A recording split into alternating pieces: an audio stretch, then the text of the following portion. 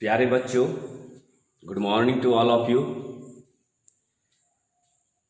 चलिए, मैं जो देख रहा हूं कि 80 to 90% स्टूडेंट हमारे वीडियो से लाभान्वित हो रहे हैं और बहुत सारा बच्चों का कमेंट ऐसा आ रहा है कि सर बहुत फायदा हो रहा है, हम लोग प्रॉपर नोट्स बना रहे हैं, डेली वीडियो को देख रहे हैं और देख रहे हैं कि आपका वॉच टाइम भी बहुत बढ़िया आ रहा है। तो कहने का मतलब हुआ कि इसी प्रकार वीडियो से आप बने रहें और बहुत स्टूडेंट का अच्छे अच्छे कमेंट्स भी आते हैं। कुछ बच्चों ने रिक्वेस्ट किया है कि सर हमको कुछ some basic concept of organic chemistry के बारे में कुछ बतला दीजिए। तो चलिए, इस ऑर्गेनिक के लास्ट में मैं आपको वो भी आपको बतला दूंगा। तो इसी तरह आप हमारे वीडियो से बने रहें तो आपकी तैयारी बेहतर हो जाएगी। चलिए, पिछले लेक्चर में मैंने आपको बतलाया था केमिकल रिएक्टिविटी ऑफ फिनॉल का रासायनिक गुण। आज हम उस पर आधारित कुछ रासायनिक अभिक्रिया का अध्ययन करेंगे। चलिए, मैं आपको थोड़ा सा रिपीट कर देता हूं। कल जो मैंने आपको बतलाया था chemical reactivity of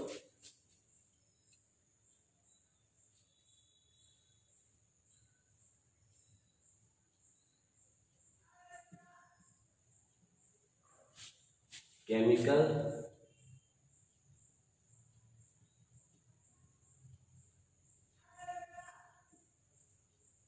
reactivity of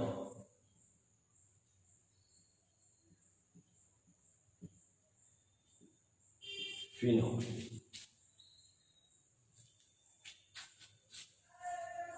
phenol का रासायनिक क्रियाशीलता।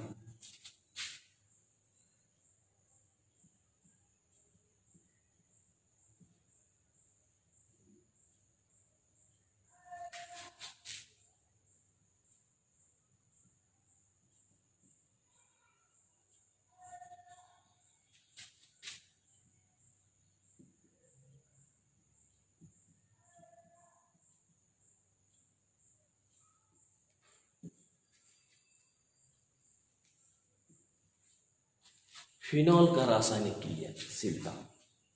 चलिए, पिछले लेक्चर में मैंने आपको रेजोनेटिंग स्ट्रक्चर बतलाया था फिनॉल का, किस तरह से इलेक्ट्रॉन्स डिस्प्लेसमेंट होता है एक जगह से दूसरे जगह और न्यू बॉन्ड का फॉर्मेशन होता है। तो मैंने आपको बतलाया था। चलिए, फिर आज मैं आपको उस चीज को रिपीट कर देता हूं कि मैंने बतलाया था ये आपका फिनॉल है,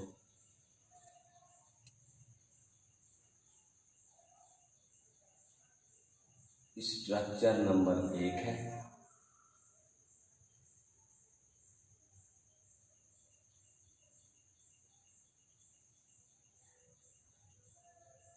सही है। अब देखिए होता है क्या, ये जैसे इलेक्ट्रॉन्स आके यहाँ डबल बॉन्ड बनाएगा उसी टाइम में ये इलेक्ट्रॉन्स चला जाएगा इस कार्बन, यानी ये जैसे ही इलेक्ट्रॉन आके यहाँ बॉन्ड फॉर्मेशन करेगा उसी टाइम में ये इलेक्ट्रॉन्स इस कार्बन पर पहुंच जाएगा। तो देखिए कैसा आपका स्ट्रक्चर नंबर 2।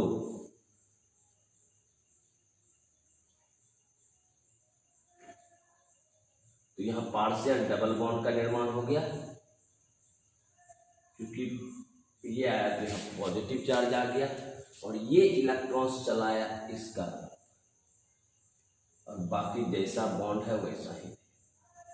ये हो गया आपका स्ट्रक्चर नंबर 2। क्लियर।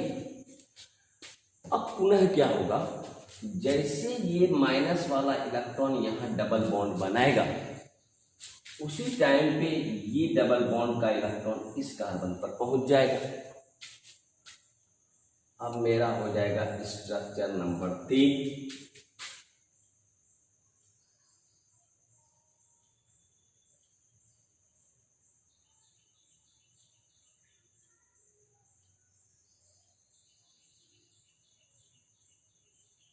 अब आ जाएगा आपका माइनस इस पोर्शन पर। ये हो गया आपका स्ट्रक्चर नंबर 3। फिर अब क्या होगा कि जैसे ये आके यहाँ डबल बॉन्ड बनाएगा ये इलेक्ट्रॉन चला जाएगा इस कार्बन पर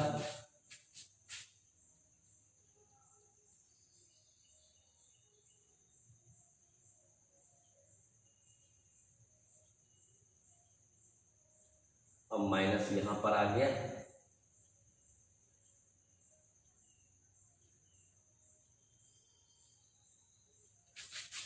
ये हो गया आपका स्ट्रक्चर नंबर 4।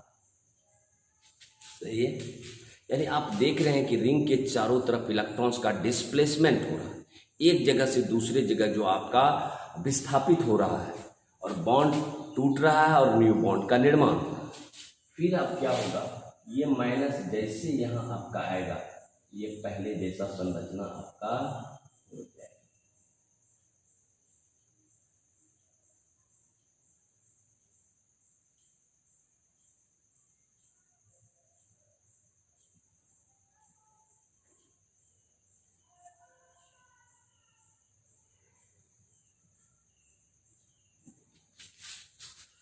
तो आप देखिए ये 5 जो है, एक ही मॉलिक्यूल्स का इतना सारा संरचना संभव है, और इसी संरचना को हम कहते हैं रेजोनेटिंग स्ट्रक्चर। तो यहाँ हम आपको लिखाए थे, ये जो संरचना है that is known as the resonating structure of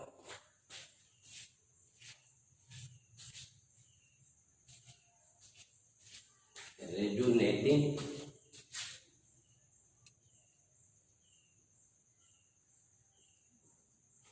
structure of phenol.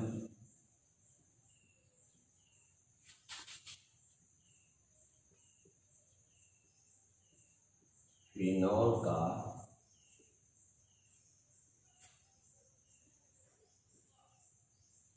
अनुनाद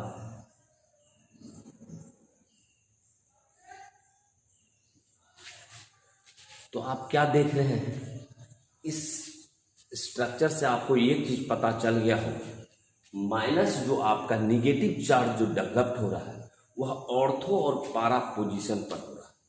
जब भी आपका निगेटिव चार्ज डेवलप्ड हो रहा है वो आपका ऑर्थो और पारा पे हो रहा है। इसीलिए जब भी हम अभिक्रिया कराएंगे तो मेरा 2 उत्पाद बनेगा, एक ऑर्थो और एक पारा।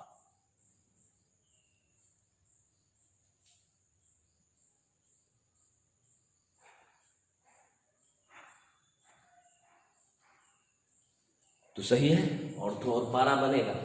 तो अब हम इस पर आधारित कुछ केमिकल रिएक्शन का जिक्र करेंगे 1 नंबर से। चलिए बढ़ते हैं। पहला नाइट्रेशन, पहले भी हम आपको बतलाए हैं, नाइट्रेशन मतलब नाइट्रिक एसिड के साथ अभिक्रिया, रिएक्शन विथ HNO3।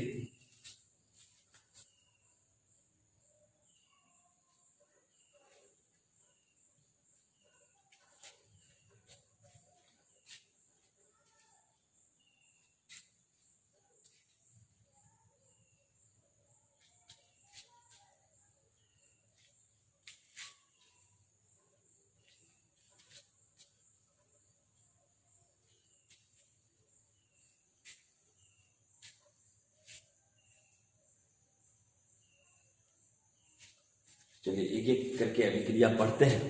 तो जब भी उत्पाद बनेगा तो 2 बनेगा, एक ऑर्थो पर और एक पारा पर, 2 और 4 पर, 3 और 5 पर भूल से भी नहीं जोड़ना। तो चलिए पहला रिएक्शन है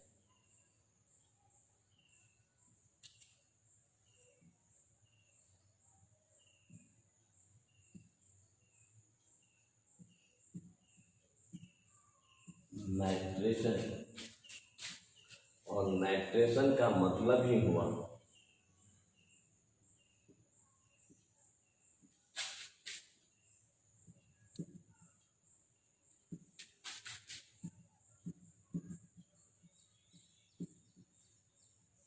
रिएक्शन विथ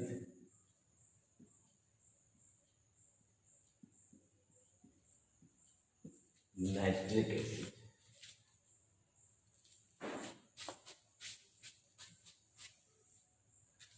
तो हम अभिक्रिया फिनॉल का करार है किसके साथ, नाइट्रिक एसिड के साथ, और नाइट्रिक एसिड का सूत्र है HNO3। चलिए रिएक्शन दिखाते हैं।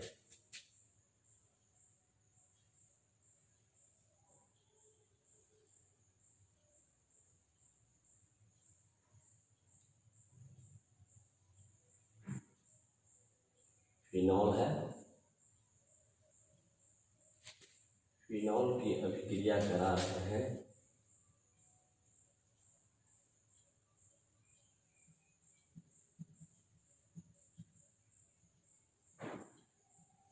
नाइट्रिक एसिड के साथ मेरा दो उत्पाद बनेगा।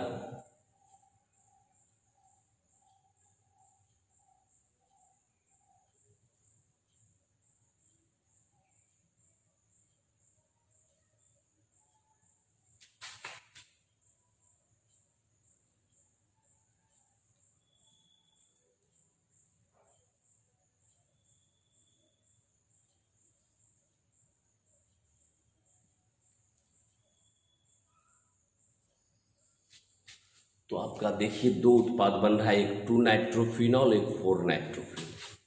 तो आप यहाँ से अगर गिनती करते हैं तो 1 2 3 4 5 6, 1 2 3 4 5 6। तो एक बनेगा आपका कौन सा प्रोडक्ट, 2 नाइट्रो फिनॉल, और दूसरा बनेगा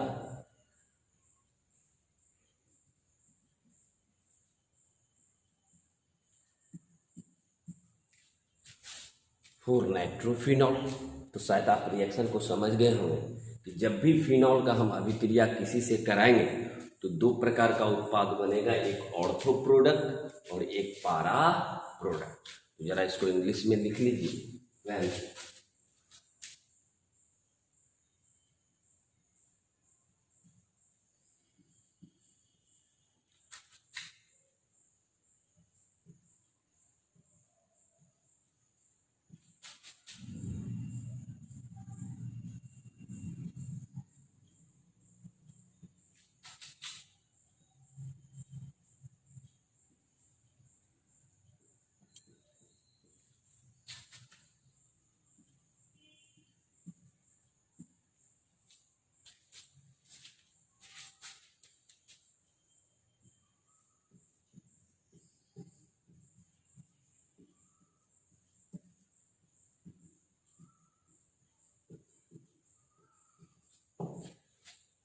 तो आप हिंदी में भी लिख सकते हैं।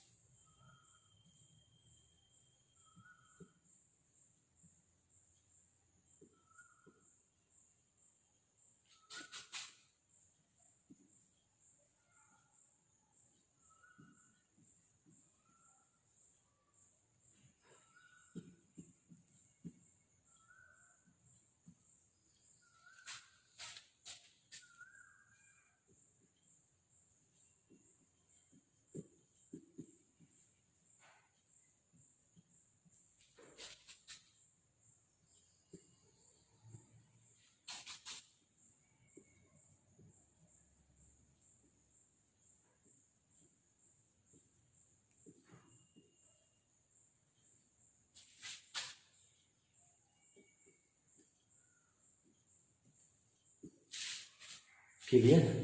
तो आपको शायद समझ में आ गया होगा कि जब फिनॉल की अभिक्रिया नाइट्रिक एसिड के साथ कराते हैं तो 2 नाइट्रोफिनॉल तथा 4 नाइट्रोफिनॉल प्राप्त होता है। तो जरा आप अपने नोट कॉपी में इसको उतार लें जरा रिएक्शन को।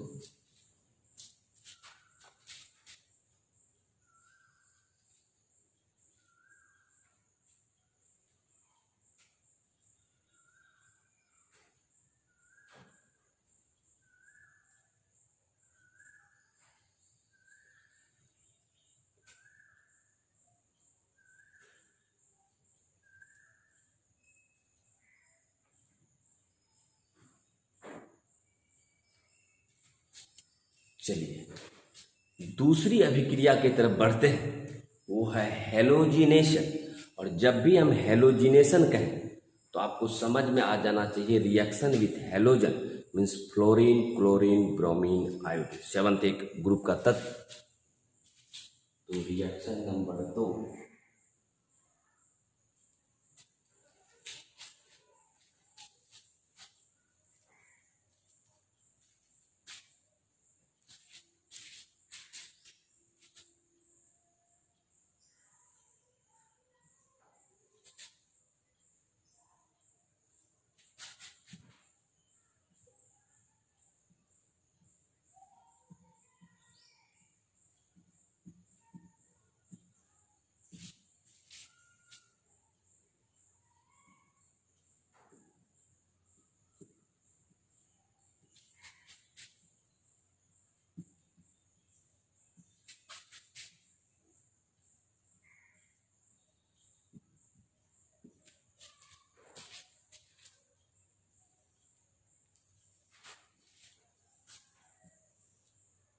चलिए दूसरी अभिक्रिया की तरफ बढ़ते हैं, है हेलोजिनेशन। और हेलोजिनेशन का मतलब हुआ सेवंथ एक ग्रुप का कोई भी तत्व हो सकता है, चाहे वो फ्लोरीन, क्लोरीन, ब्रोमीन, आयोडीन। चलिए हम फिनॉल की अभिक्रिया हम कराते हैं हेलोजन के साथ, ब्रोमीन के साथ।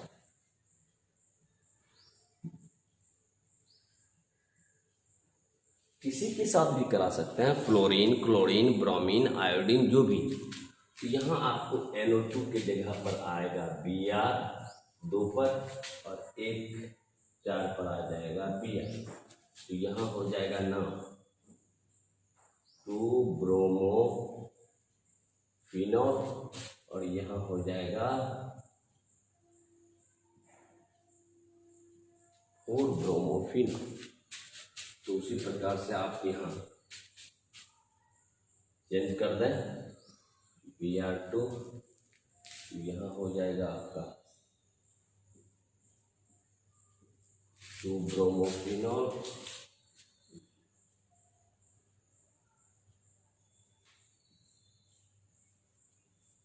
और ब्रोमोफिनॉल,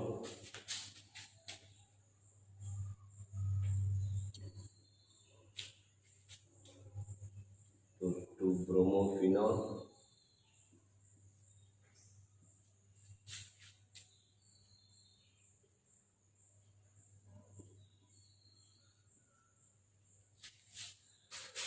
तो कुछ नहीं करना था, हेलोजन के साथ अभिक्रिया कराना था। एक तो Br को अगर क्लोरीन से कराते तो 2 पर क्लोरीन जोड़ते, 4 पर क्लोरीन जोड़ते।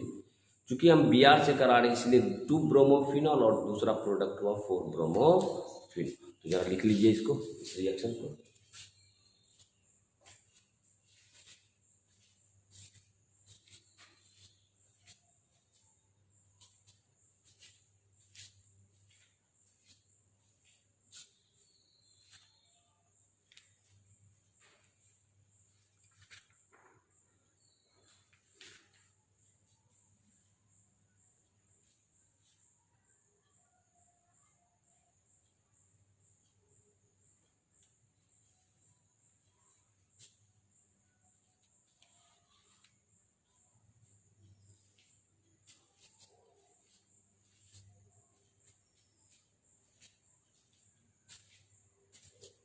चलिए तीसरी अभिक्रिया जो बताने जा रहे हैं वह बहुत ही इंपॉर्टेंट है, very very important for examination point of view, और बहुत बार पूछा है, 2-3 बार, कॉल्वेज रिएक्शन।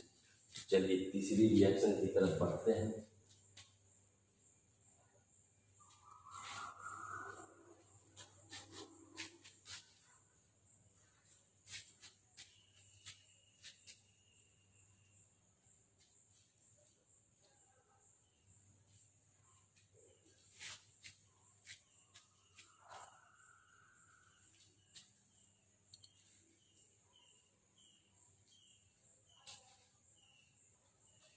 चलिए तीसरा रिएक्शन है आपका जो कि बहुत इंपॉर्टेंट है।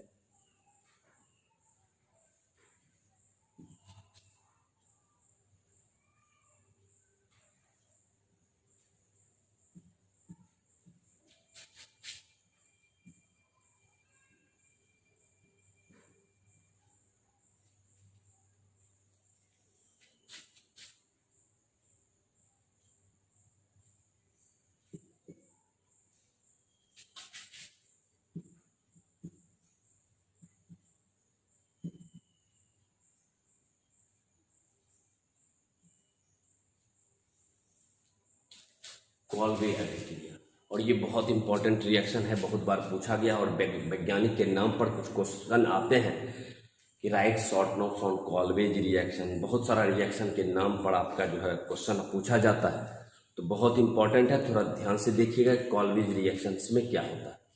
कॉल्वेज रिएक्शंस में क्या होता है, जब हम फिनॉल की अभिक्रिया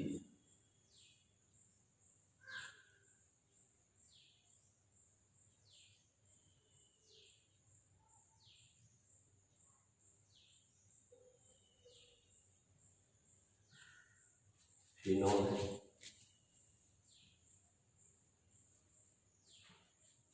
सोडियम हाइड्रोक्साइड के साथ NaOH है, नाम है इसका सोडियम हाइड्रोक्साइड। तो हमारा बन जाता है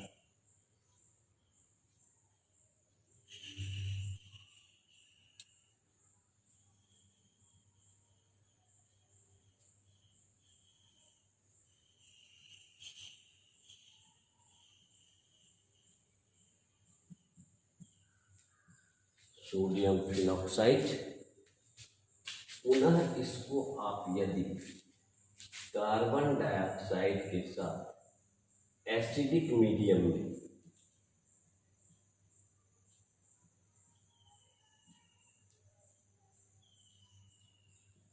अभिक्रिया कराते हैं तो आपको बन जाएगा सैलिसाइलिक एसिड।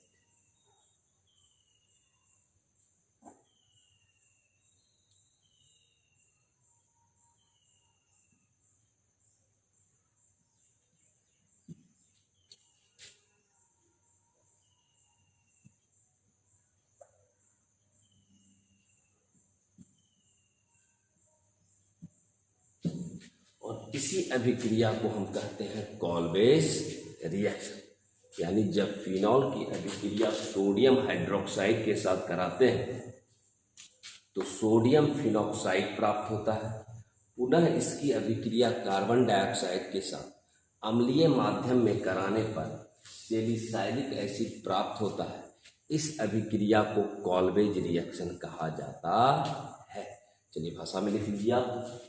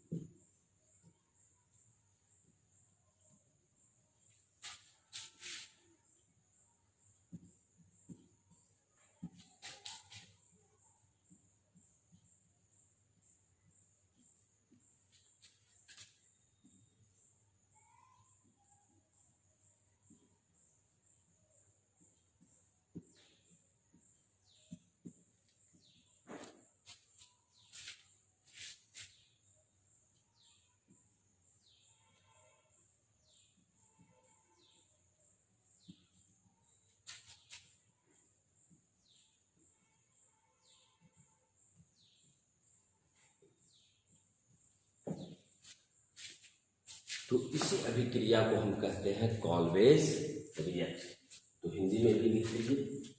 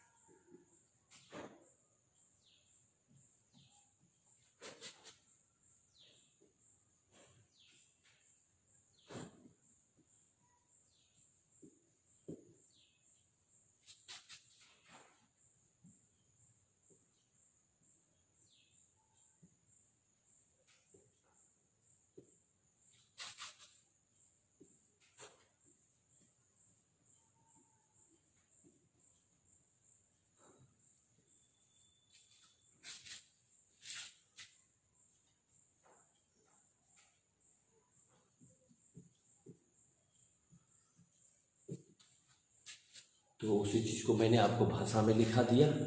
जब फिनॉल की अभिक्रिया सोडियम हाइड्रोक्साइड के साथ कराते हैं तो सोडियम फिनॉक्साइड प्राप्त होता है। पुनः इसकी अभिक्रिया कार्बन डाइऑक्साइड के साथ अम्लीय माध्यम में कराने पर सैलिसाइलिक एसिड प्राप्त होता है और इस अभिक्रिया को ही हम कॉल्वेज रिएक्शन कहते हैं। तो जरा सा कॉपी में आप इसको लिख लें।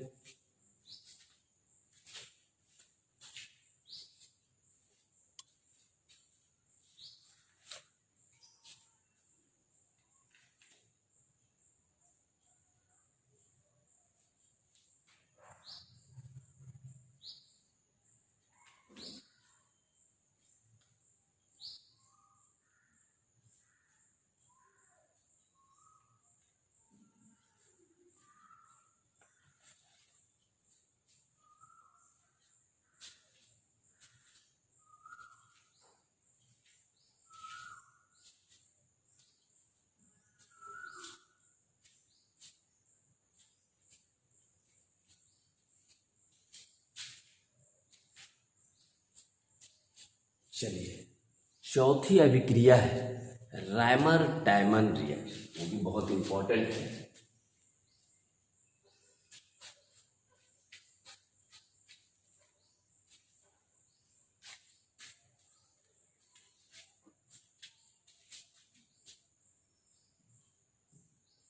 चौथी अभिक्रिया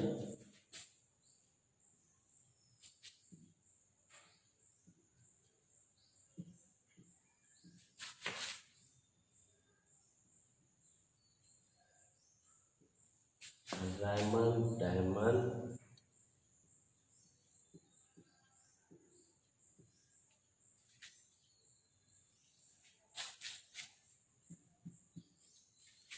रायमर टायमन रिएक्शन वैज्ञानिक के नाम पे है, ये नेमिंग रिएक्शन है। यहां हम करते क्या है, फिनॉल की अभिक्रिया क्लोरोफॉर्म प्लस एक्वस NaOH के साथ, ये क्लोरोफॉर्म का सूत्र है CH3।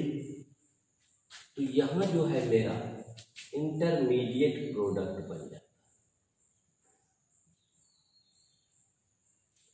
ये जो है यहां हमको बन जाता है इंटरमीडिएट प्रोडक्ट।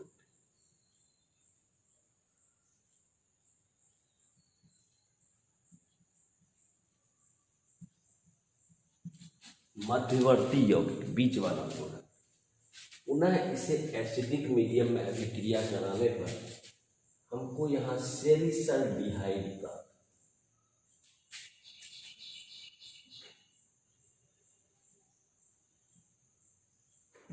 देखिए वहां आपका हो रहा था COOH, लेकिन यहाँ है CHO, सैलिसल्डिहाइड। वहां बनता था कॉल्वेज में सैलिसाइलिक एसिड, लेकिन यहाँ बन रहा है सैलिसल्डिहाइड। और इसी अभिक्रिया को कहते हैं हम Reimer Tiemann reaction.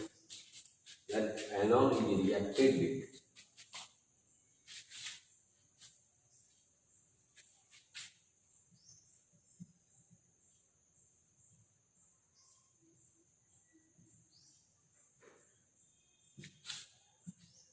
then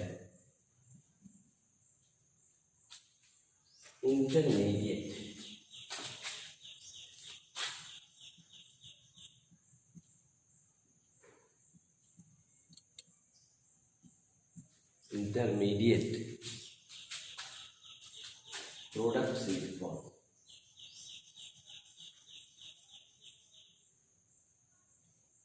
Is formed. Again it is being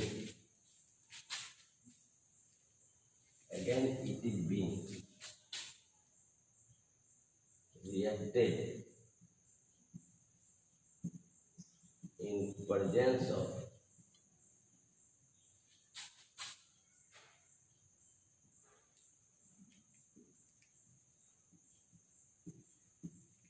acidic medium, then salicylaldehyde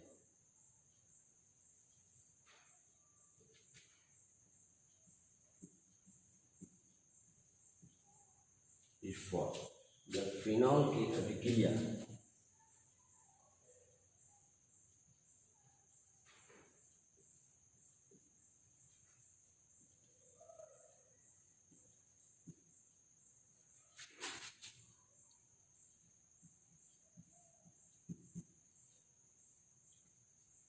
कराते हैं तो मध्यवर्ती यौगिक प्राप्त।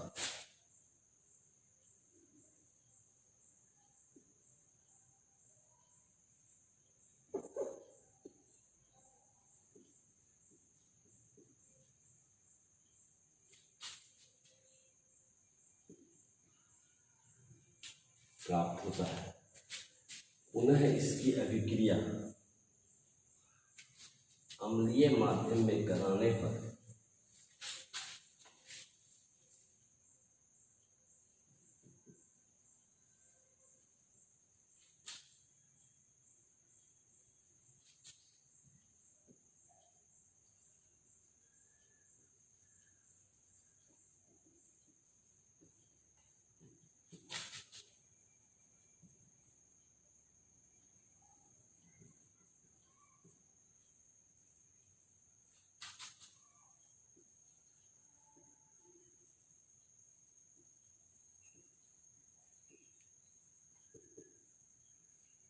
प्राप्त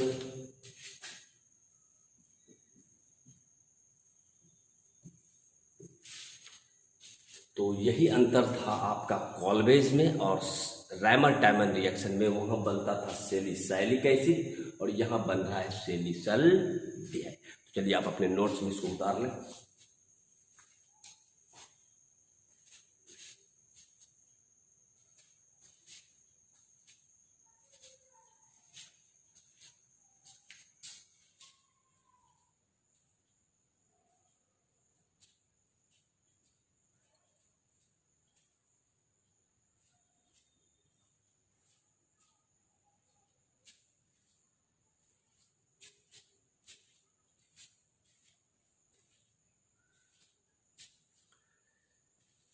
चलिए अब जो हम आपको रिएक्शन बताने जा रहे हैं वह आपका कन्वर्जन पॉइंट ऑफ व्यू, जब आप बदलिएगा एक यौगिक से दूसरे यौगिक में तो वहाँ आपको बहुत यूज देगा।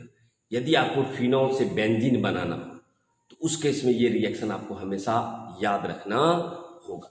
चलिए reaction with zinc, reaction number 5 और अंतिम रिएक्शन।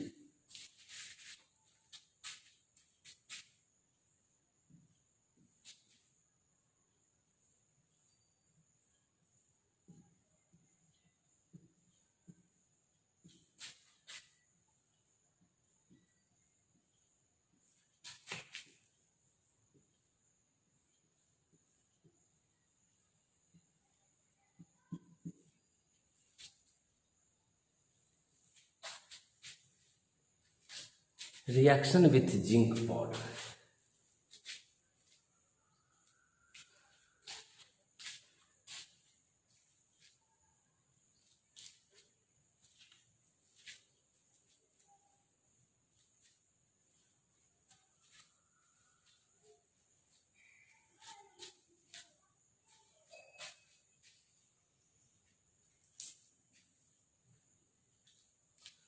तो जब भी आपको फिनॉल से बेंजीन बनाना होगा तो ये रिएक्शन आपको बहुत यूज होगी। चलिए ये फिनॉल है,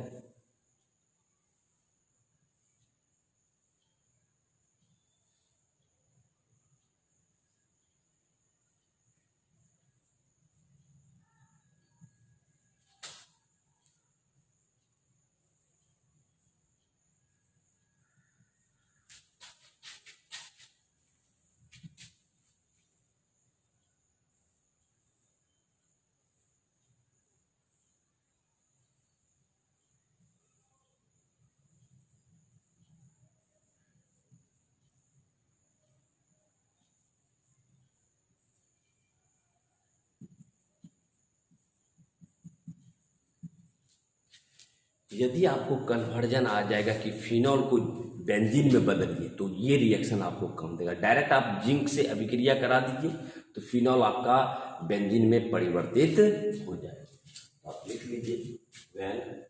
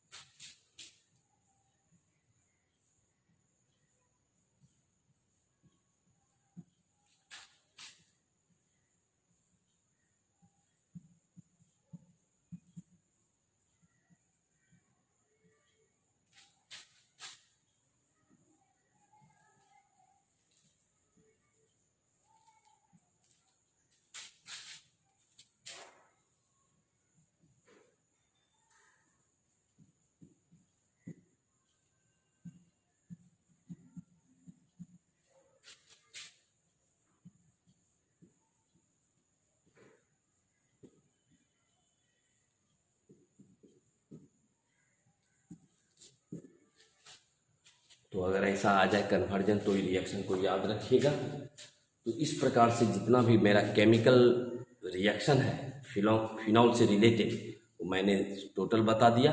2 मिनट और मैं लूँगा इसके बारे में, यूजेज क्या है, किन किन क्षेत्रों में फिनॉल यूज किए जाते हैं, उपयोग किए जाते हैं, इनका अनुप्रयोग कहाँ कहाँ होता है, उसके बारे में मैं बताऊंगा। तो जरा इसको लिख लें आप।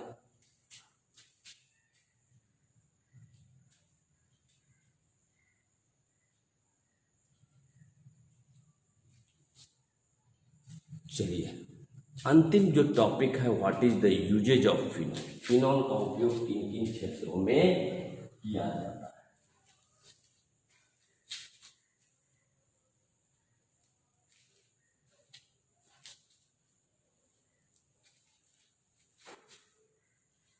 चलिए, अंतिम टॉपिक है, 2 मिनट और जाएगा आपका।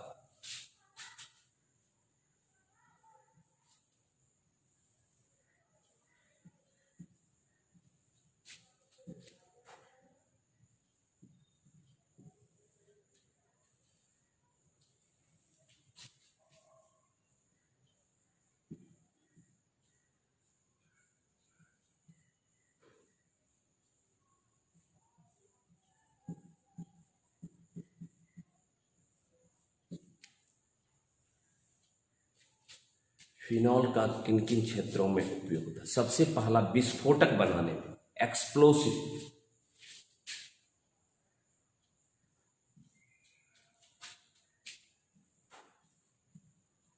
प्रिपरेशन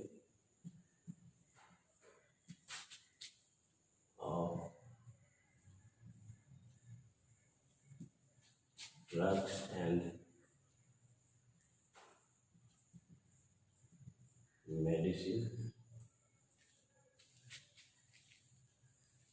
मीन्स पहला उपयोग हुआ दवाई के निर्माण,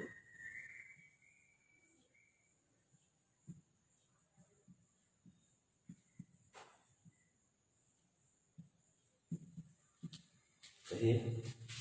दूसरा,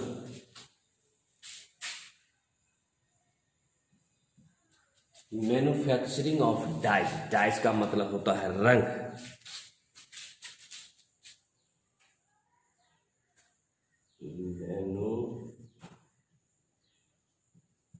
मैन्युफैक्चरिंग ऑफ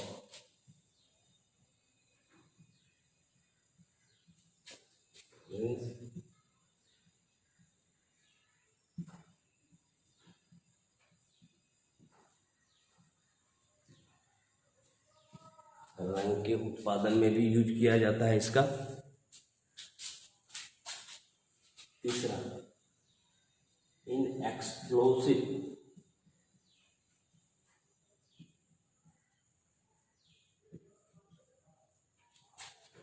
विस्फोटक के निर्माण में।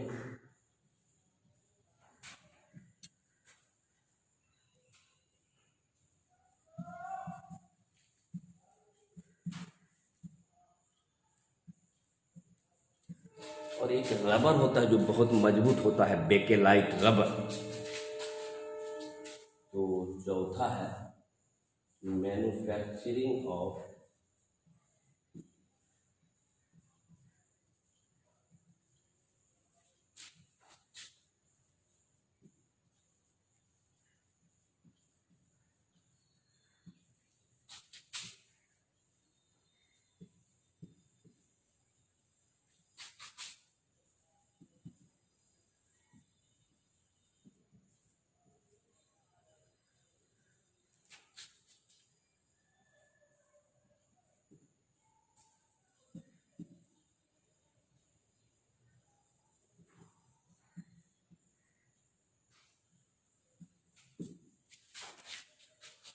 तो ये था आपका यूजेज ऑफ फिनॉल, फिनॉल का क्या क्या उपयोग होता है। तो आज मैंने आपको बतलाया chemical properties of phenol, phenol का रासायनिक गुण, और यूजेज ऑफ फिनॉल, फिनॉल का कहाँ कहाँ उपयोग होता है, किन किन क्षेत्रों में फिनॉल का उपयोग होता है। तो चलिए, आज की मुलाकात यहीं तक। नेक्स्ट लेक्चर में मिलेंगे हम ईथर के साथ, क्योंकि चैप्टर का नाम है alcohol, phenol and ether. Last topic जो मेरा बच रहा है वो बच रहा है ईथर। तो मिलते हैं हम नेक्स्ट लेक्चर में ईथर के साथ।